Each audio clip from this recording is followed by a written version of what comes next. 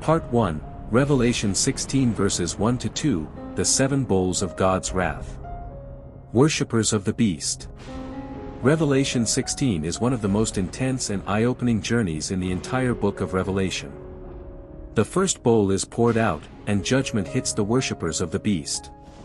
A moment when the people who embraced the beast, who trusted the mark, and who rejected God, suddenly face a physical, unfiltered judgment they can't escape. So, let's dive in and see what happens the moment when mercy keeps still, and the wrath of God begins to fall. Revelation 16 verses 1 to 2. Then I heard a loud voice from the temple saying to the 7 angels, "Go and pour out the bowls of the wrath of God on the earth." So the first went and poured out his bowl upon the earth. And a foul and loathsome sore came upon the men who had the mark of the beast, and those who worshipped his image. A voice from the temple. Something important happens right away. The voice comes from the temple, meaning it's God himself giving the command. There's no delay. No more warnings. No more calls to repentance. This is judgment after mercy has been rejected. A physical attack on the followers of the beast. The angel pours out his bowl upon the earth, and instantly, painful, festering sores appear. Not everyone, but only those who took the mark of the beast as their identity, and who embraced his deception and worshipped his image. This judgment is targeted. Precise. A direct consequence of choosing the Antichrist over God. Why sores?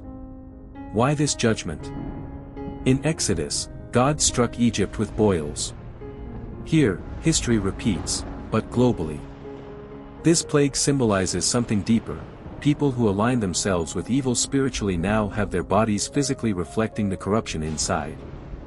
The mark they proudly took becomes the very thing that identifies them for judgment. But who is the beast?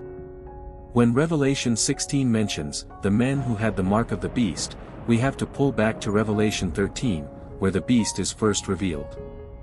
1. The beast is a global, end-time ruler empowered directly by Satan. Revelation 13 describes him rising out of the sea, symbolizing nations, and he carries the authority, power, and throne of the dragon, which is Satan himself. He's not just a political leader. He's a counterfeit Messiah. 2. He performs miracles, demands worship, and controls the world system. The world marvels at him because of his seemingly supernatural power. He speaks great blasphemies against God, and he's allowed to rule for 42 months, 3.5 years. 3. He wages war against the saints. Believers who refuse to bow, refuse the mark, and refuse to worship him are persecuted. 4. And then comes the mark. Under his authority, people are required to receive a mark on their right hand or forehead, without which no one can buy or sell. This mark symbolizes allegiance to the beast, loyalty to his system, and rejection of God. Application: what does this mean for us today? Even today, we live in a world that keeps pushing God to the edges. But Revelation 16 gives us a powerful reminder. Whatever we worship will leave a mark on us. Whatever we bow to will have power over us.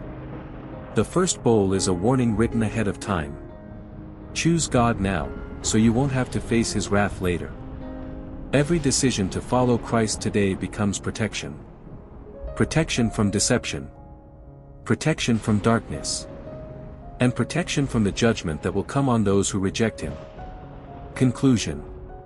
This is only bowl number 1. And already the earth is shaking under the weight of divine justice.